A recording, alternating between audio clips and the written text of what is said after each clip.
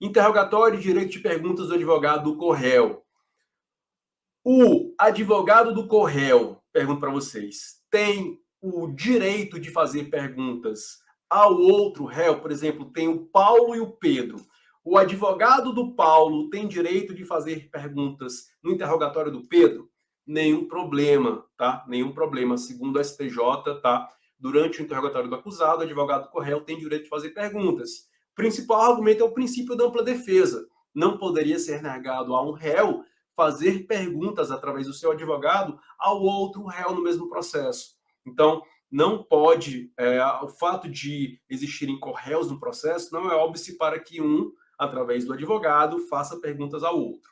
Outra questãozinha, entrevista reservada entre defensor e réu antes da audiência. O que se perguntou foi o seguinte, a gente sabe que no interrogatório, tá, o réu, ele tem o direito de ser entrevistado, de conversar de forma reservada com o seu advogado, com o seu defensor. Isso acontece também durante a oitiva das testemunhas? Pergunto isso porque uma corrente também se levantou sobre a obrigatoriedade de, antes de se ouvir uma testemunha, o réu conversar reservadamente com seu cliente, com seu advogado.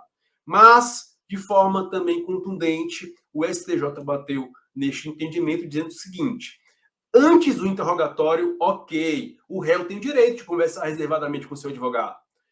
A isso se dá o nome de direito de entrevista, foi o que a gente conversou. Não existe, contudo, na legislação a obrigatoriedade de se assegurar à defesa a realização de entrevista prévia com o réu antes do início da audiência de inquirição de testemunhas.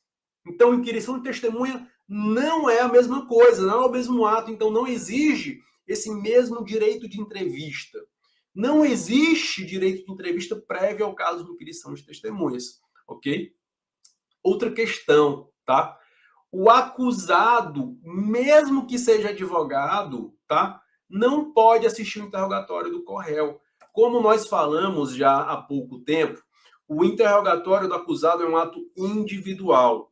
Os acusados não podem prestar depoimento conjunto, nem escutar o depoimento um do outro antes que um já preste o depoimento, ok? Porque isso poderia ajudar, né, a construir versões. Então, dentro de um dos escopos do processo penal, dentro de um dos objetivos, entre outros, que a gente conversou na aula passada, que é a verdade, esse depoimento, se fosse prestado de forma conjunta, poderia acabar maculando a verdade. Então, nesse caso, não existe, tá? Mesmo que o réu, a tese diz o seguinte, mas o réu é advogado, ele atua em causa própria, então, como advogado, ele tem direito de estar presente na audiência. Não, mas se ele é advogado, mas está ali também como réu, tá? Ele não pode estar presente no depoimento do outro corréu, beleza? Agora, outra questãozinha jurisprudencial importante. Eu trago essa questão para vocês porque ela já foi muito discutida nos tribunais superiores e hoje também se chegou a um alinhamento, a um consenso. Antes da reforma de 2008, tá? O interrogatório era o primeiro ato da instrução. Porém, dentro do que a gente já conversou sobre o interrogatório como, além de meio de prova, meio de defesa, em razão disso, se entende, tá? Se entende que o interrogatório deve ser o último ato do processo. Aí você fala, se entende, professor, mas não se entende não, isso está na legislação, expressamente, depois da reforma de 2008. Correto, está mesmo, tá? Mas algumas leis, tá, não trouxeram essa previsão. Algumas leis mais antigas, antes de 2008, como, por exemplo, vou trazer aqui para vocês o exemplo do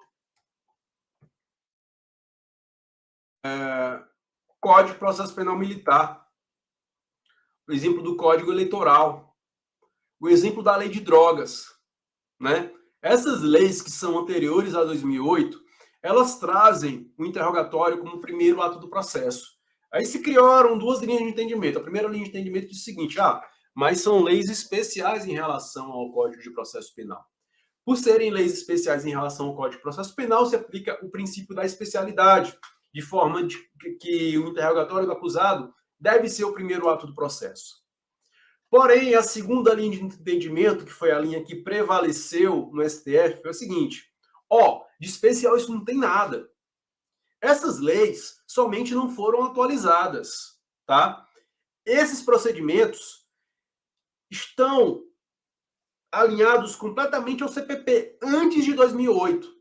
Então era o procedimento geral do CPP e dessas leis especiais. Agora, o que aconteceu foi que essas leis especiais tornaram-se defasadas frente à construção doutrinária e jurisprudencial de que o interrogatório é meio de defesa. Então, o que deve acontecer é, jurisprudencialmente, tá? Nós entendermos pela aplicação do procedimento geral do Código de Processo Penal a essas leis especiais para alinharmos um procedimento geral, porque não tem sentido o interrogatório ser meio de defesa no Código de Processo Penal e não ser na legislação especial. Então, o que é que o STF fala? Que é exigível a realização do interrogatório ao final da instrução, mesmo nos procedimentos especiais que digam que o interrogatório é o primeiro ato do processo. Belezinha? Agora o seguinte, outra questão importantíssima, tá? E que é objeto de intensa discussão jurisprudencial e que eu não vou nem bater o martelo aqui com vocês não, tá, pessoal? Porque é uma discussão que ele está a pleno vapor.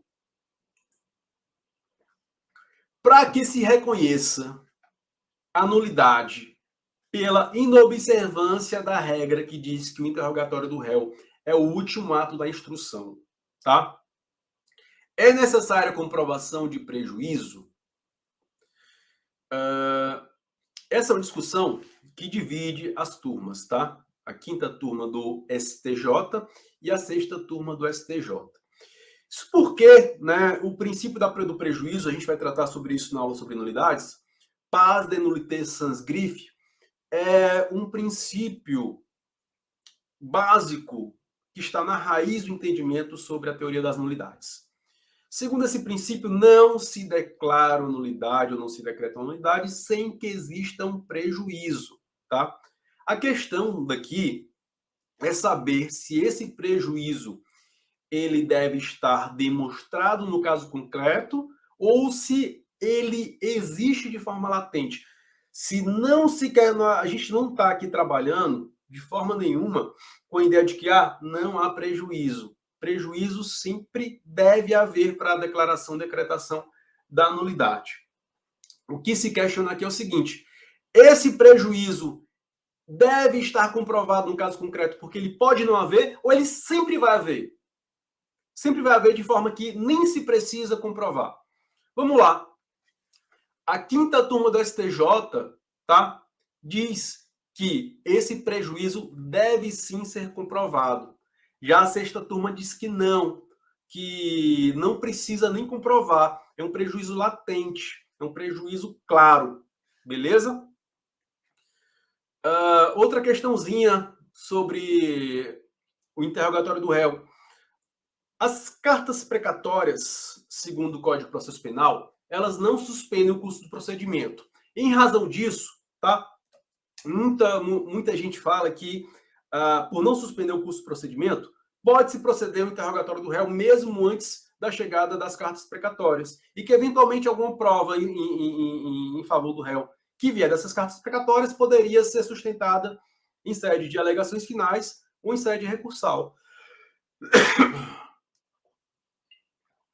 Porém, o entendimento que se firmou também é que esse dispositivo que fala que a expedição de carta precatória não suspende o curso do procedimento não se aplica ao ato de interrogatório do acusado. Ou seja, o interrogatório do acusado ele é o último ato de instrução, mesmo depois das cartas precatórias.